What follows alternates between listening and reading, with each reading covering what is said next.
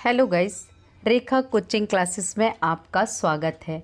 आज हम पढ़ने वाले हैं अल्कोहल फिनॉल ईथर के चैप्टर की वेरी इम्पॉर्टेंट अभिक्रियाएं। तो वो अभिक्रियाएं आपको बोर्ड एग्ज़ाम में आएंगी, ये श्योर ही है क्योंकि वेरी इम्पॉर्टेंट है। अल्कोहल फिनॉल और ईथर चैप्टर में ये दो रिएक्शन और अगले वीडियोस में और भी रिएक्शन मैं समझाऊंगी।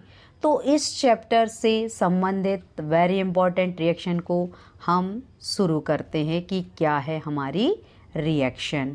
तो हम जानेंगे वुड्स फिटिंग अभिक्रिया। दूसरी अभिक्रिया है विलियमसन संश्लेषण अभिक्रिया। तो याद रखिए ये दोनों अभिक्रियाएं वेरी इंपॉर्टेंट हैं। तो आइए शुरू करते हैं हम अभिक्रिया। तो पहली अभिक्रिया है वुड्स फिटिंग अभिक्रिया। वुड्स फिटिंग अभिक्रिया में आप ये देख रहे हैं थ्योरी पोर्शन क्या कह रहा है। थ्योरी पोर्शन में आप ये याद रखिए, आप यदि रिएक्शन याद करते हैं तो आपको थ्योरी बन जाएगी और थ्योरी से भी रिएक्शन बनती है, पर आपको याद रखना है फॉर्मूले बनने चाहिए। और अगर आपको ये पता है कि एल्केन एल्कीन एल्काइन क्या है, हैलाइड क्या है, तो आप सारी रिएक्शन को सही लिखेंगे। आपको रिएक्शन में फॉर्मूले याद होना बहुत ही आवश्यक है। तो आप देखिए वुड्स फिटिंग में दिया है वह अभिक्रिया जिसमें एरिल हैलाइड एल्किल हैलाइड से शुष्क ईथर की उपस्थिति में अभिक्रिया करके एल्किल एरीन या टाल्विन बनाता है। तो सबसे पहले तो आपको ये पता होना चाहिए एरीन का मतलब होता है बेंजीन ग्रुप और हैलाइड का मतलब होता है क्लोरीन ब्रोमीन आयोडीन। तो ये कहलाता है हैलाइड। तो जब ये आपस में क्रिया करते हैं शुष्क ईथर की उपस्थिति में तो टाल्विन बनाते हैं। तो हम जब रिएक्शन को समझेंगे तो बहुत अच्छे से आप ये थ्योरी को लिख लेंगे। तो हम जानेंगे रिएक्शन, फिर आपको थ्योरी में उसी रिएक्शन के थ्रू बताऊंगी कि किस तरह से लिखना है। तो आप ये देख ही रहे हैं किस तरह से ये रिएक्शन है। तो आप देखिए वुड्स फिटिंग अभिक्रिया में क्या क्या रिएक्टेंट हैं।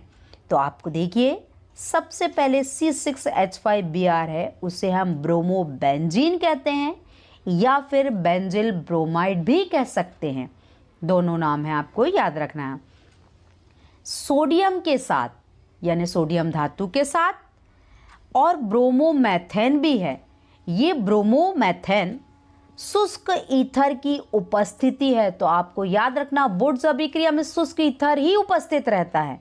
अगर हम आगे की रिएक्शन में आपने जो पढ़ी होगी तो वुड्स अभिक्रिया में तो क्या करते हैं, उच्चतर एल्केन बनते हैं, पर यहाँ वुड्स अभिक्रिया जो है वुड्स फिटिंग अभिक्रिया है। तो आपको ये डिफरेंस याद रखना है कि वुड्स अभिक्रिया उच्चतर एल्केन प्राप्त हो रहा है और वुड्स फिटिंग में हमें क्या प्राप्त हो रहा है, टाल्विन प्राप्त हो रहा है। तो ये दोनों रिएक्शन में आप इसे कंपैरिजन करके पढ़िएगा क्योंकि दोनों रिएक्शन में अलग अलग उत्पाद बनते हैं। तो आपको ये याद रखना है कि ब्रोमोबेंजीन सोडियम धातु के साथ ब्रोमोमेथेन के साथ शुष्क ईथर की उपस्थिति में क्रिया करता है तो टाल्विन बनता है। टाल्विन की जगह हम उसे जब पूरा नाम लेंगे तो उसे हम मेथिल बेंजीन कहते हैं और सोडियम ब्रोमाइड बनता है। तो आप मैं जो बोल रही हूँ रिपीट कर रही हूँ, तो आपको इस बात को याद रखना है कैसे भी रिएक्शन।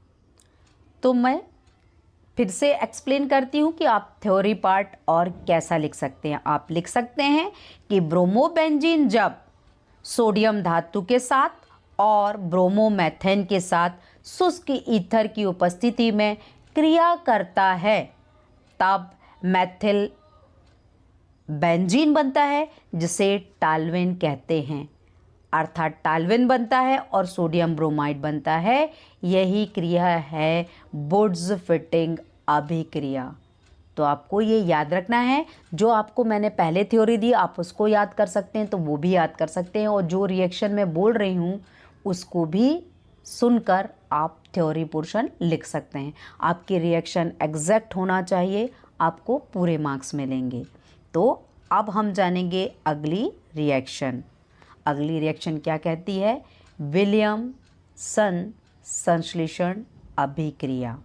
तो विलियम संश्लेषण अभिक्रिया क्या बनाती है ये हम जानेंगे। तो विलियम संश्लेषण में आपको याद रखना है कि इस अभिक्रिया में जो उत्पाद बनेगा वो ईथर बनेगा। तो इसमें भी आप ये जो थ्योरी देख रहे हैं, तो मैं आपको ये थ्योरी नहीं समझा रही हूँ, पहले इसकी रिएक्शन समझा रही हूँ, क्योंकि आपने रिएक्शन समझ ली तो आपसे थ्योरी पोर्शन बन जाएगा। तो आइए हम देखते हैं रिएक्शन, उसके बाद इसका थ्योरी पोर्शन जानेंगे।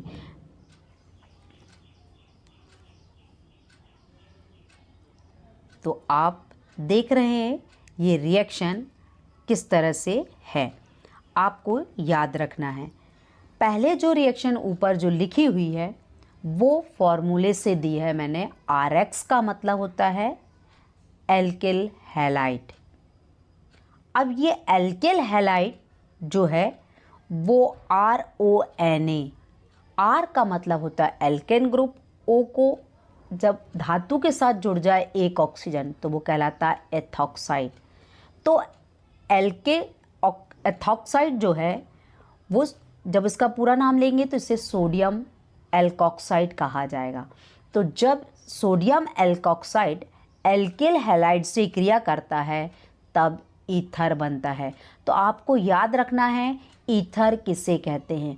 तो ईथर का फॉर्मूला क्या है, तो आपसे रिएक्शन तुरंत बनेगी। तो आपको याद रखना है ईथर का फॉर्मूला, जब दो एल्केन ग्रुप, याद रखिए दो एल्केन ग्रुप एक ऑक्सीजन से मध्य में जुड़ा हुआ ऑक्सीजन रहेगा तब वो ईथर कहलाता है। और जो अन्य उत्पाद बना वो कहलाएगा सोडियम हैलाइड। तो ब्रोमाइड, आयोडाइड कुछ भी बन सकता है। तो आपको ये याद रखना है। अब मैं उसमें मेथेन एथेन फॉर्मूले से रखकर आपको रिएक्शन नीचे की ओर समझा रही हूँ। देखिए मैंने बताया हुआ है मेथिल ब्रोमाइड जब सोडियम इथॉक्साइड से क्रिया करता है, सोडियम इथॉक्साइड से क्रिया करता है तब मेथिल एथिल ईथर बनता है, एथिल मेथिल ईथर बनता है और सोडियम ब्रोमाइड बनता है। तो आपको याद रखना है पहले एथिल आएगा, फिर मेथिल, फिर ब्रोमाइड आएगा, ईथर आएगा।